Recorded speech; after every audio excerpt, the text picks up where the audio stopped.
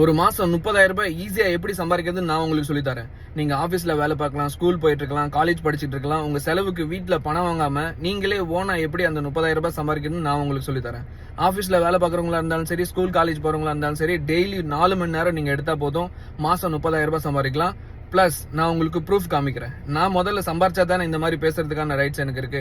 நீங்க ஸ்கிரீன்ல பாக்குறது என்னுடைய ஃபேஸ்புக் அக்கௌண்ட். இந்த மாசம் நான் இது வரைக்கும் $400 மேல சம்பாரிச்சிருக்கேன். நம்ம ஊருக்கு எவ்வளவு நீங்களே கணக்கு போட்டு பாத்துக்கோங்க.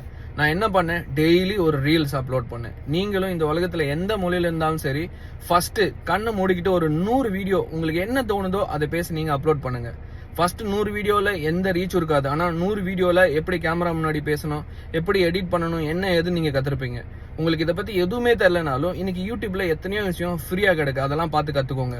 வெறும் ஃபேஸ்புக்ல நான் டெய்லி ஒரு ரீல்ஸ் அப்லோட் பண்றதுனால மட்டும் மாசம் இப்போ வரைக்கும் $400 சம்பாரிச்சிருக்கேன். இந்த மந்த் எண்டுக்குள்ள $1000 மேல கூட போறதுக்கான வாய்ப்பு இருக்கு.